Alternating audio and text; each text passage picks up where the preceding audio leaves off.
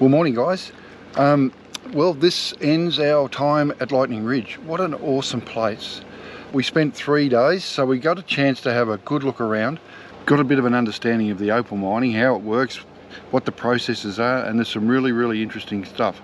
Unfortunately, as we said earlier, we were about a fortnight too early, so there's some places that aren't open. But you know, for us, that gives us a good excuse, a good reason to come back at some point.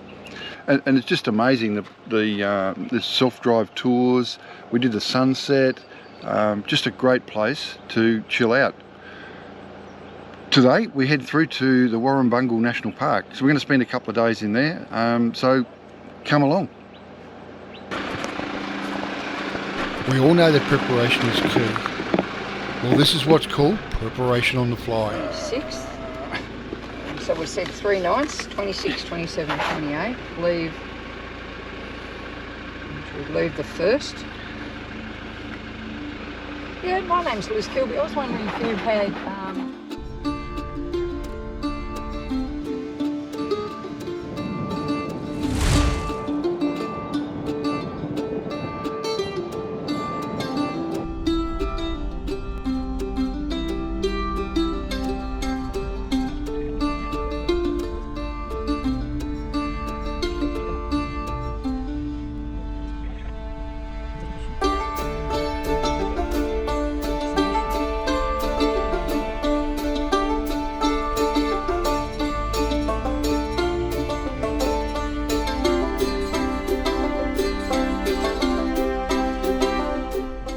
quick lunch stop. We're just at Canamble. We're just having a quick chicken salad wrap.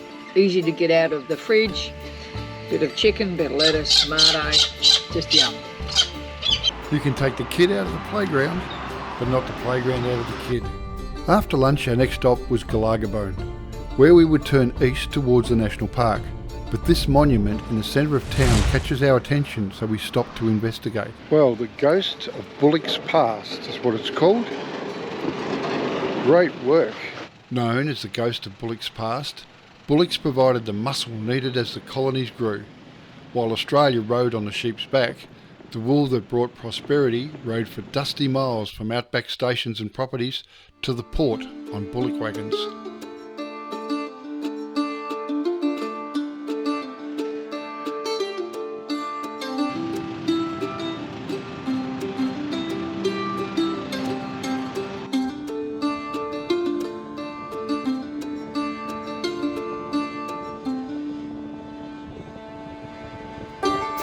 That's where we're headed, folks.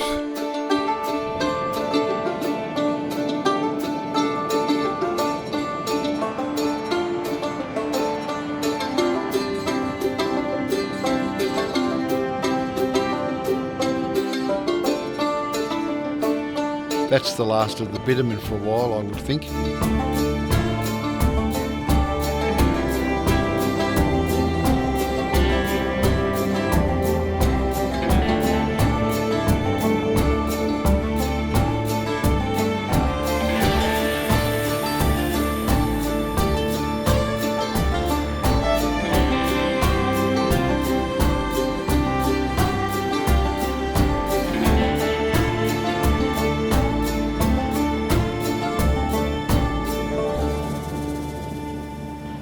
Once at the National Park, we went into the information centre to get the latest in updates and copies of the local maps. The centre contains information about the park and some interesting items that have been found within its boundaries. Then it was off to our campsite.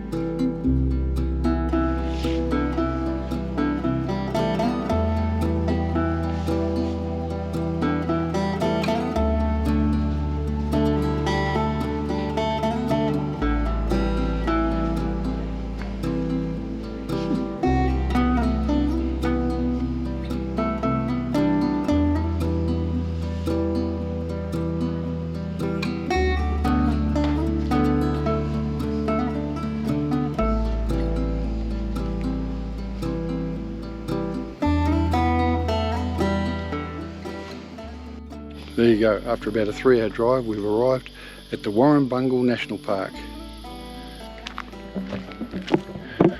Wow, this is pretty cool.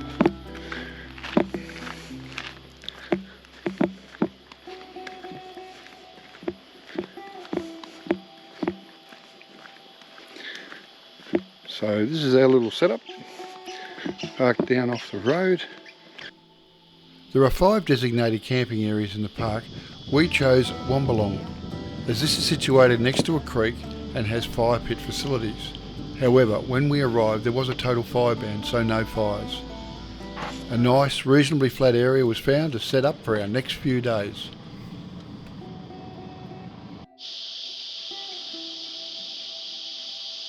Well, here we are at the Warrumbungle National Park. A couple of different campsites that there are here. This one we're at is called Camp Warrumbungle. So nice little spot, got a toilet, nice flat area, lots and lots of camp sites. You can see the fire pits. Currently it's all no fires. There's a total fire ban on at the moment, which is normal for New South Wales this time of the year. Dries out pretty well. But yeah, it's a specky little spot. Let's go for a bit of a walk around. Obviously no pets allowed. Just go and check out the local amenities. Got our own stuff, but you never know. Nice and clean and tidy. Looks like it's well looked after. Certainly set it up so it blends in with the environment for sure. Well, this is our little spot in paradise for the next few days. It was really nice. We arrived, had a getting set up. We were greeted by some of the local fauna, which was very nice. Yeah, nice little spot.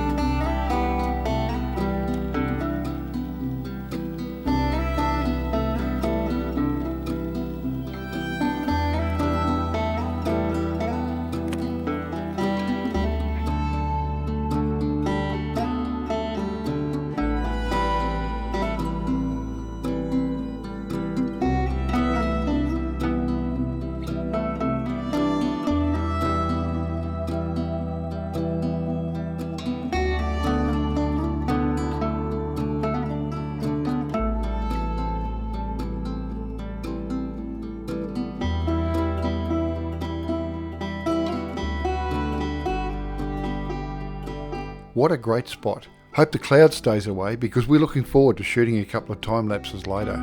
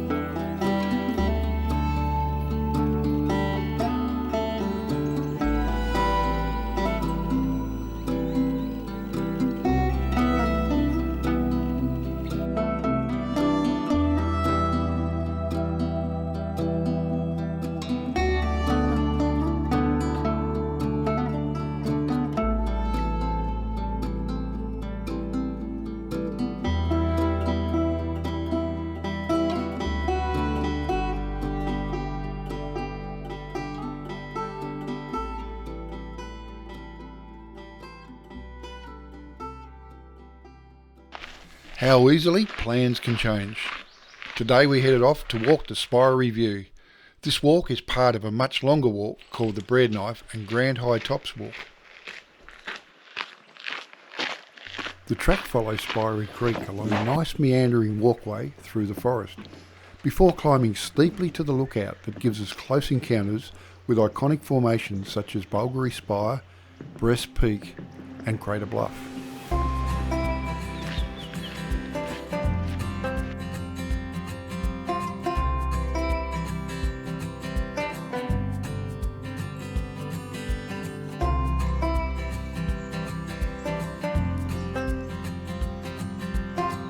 Kangaroo in its natural environment. Hey, Skip.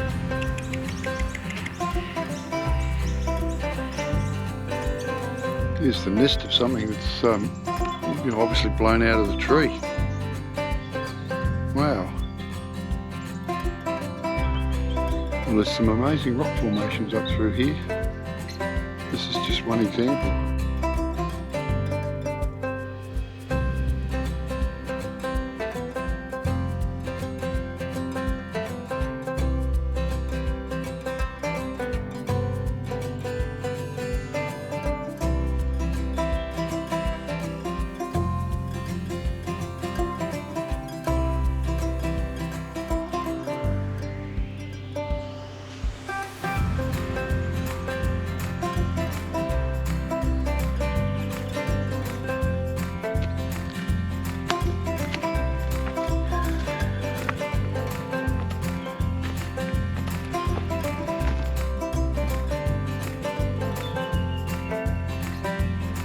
Well, we've arrived at Spiry View, and it's pretty special.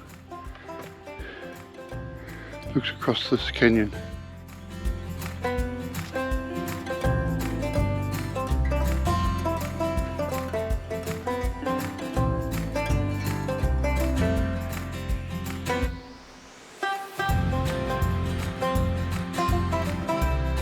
Now you know where I'm going with this, don't you?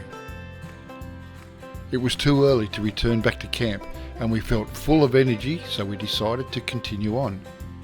Now the track becomes a grade 4 shortly after leaving Spiry Lookout. However, this is said to be one of New South Wales' iconic walks and is famous for its wildlife and vistas of rugged volcanic landscapes. So how could we not do it?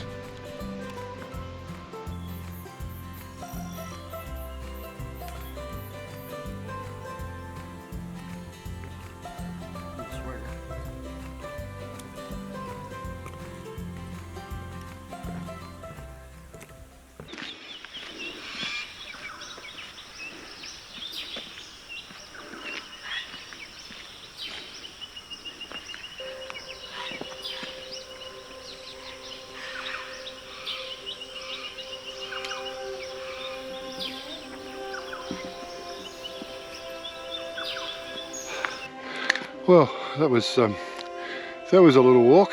Whew. Catch your breath.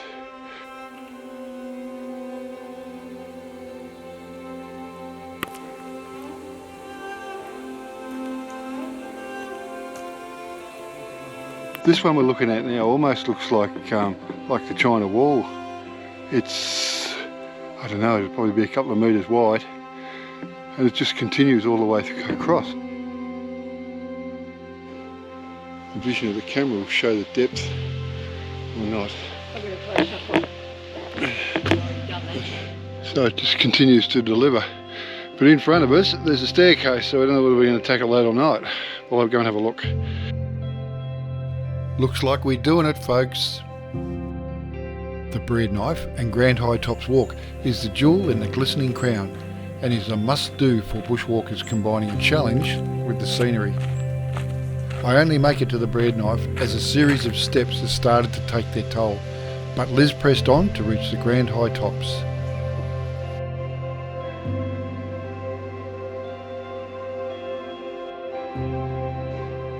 Another 300 metres to go. Oh my God. Whew. Here we go. As you see, this is some of the terrain that we're doing the last little bit for. Whew.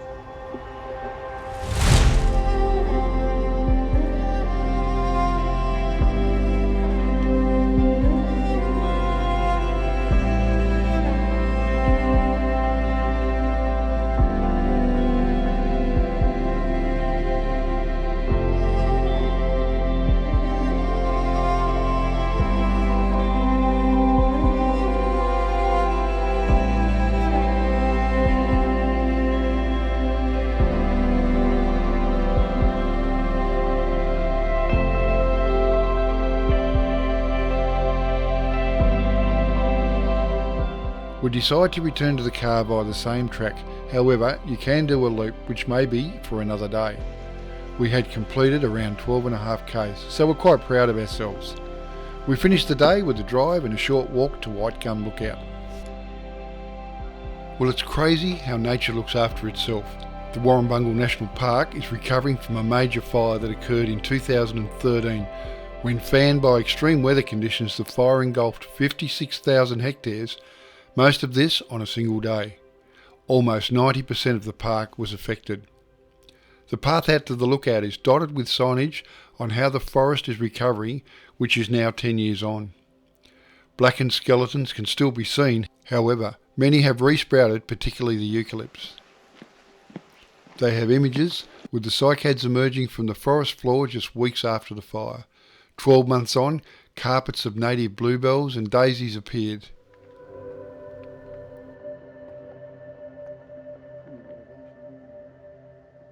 There you go. That's the peak that we climbed. Nature's an amazing thing. We're just looking at this gum tree, and it's actually grafted itself to the outside of its original stump and continued to grow after the fire. Truly bloody amazing. Well, holy moly, what a day. Well, we're headed back to camp now.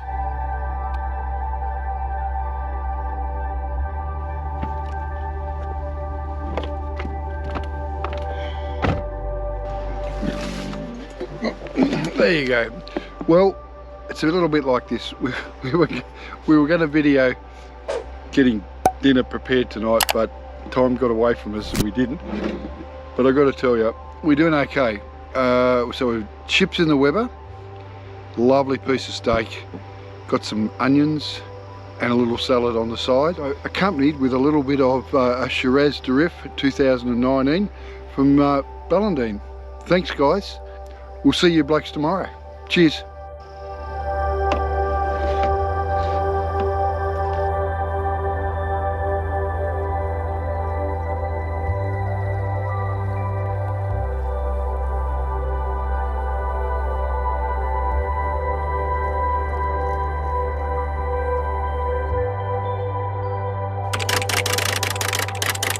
In the next episode, oh no, a water leak again?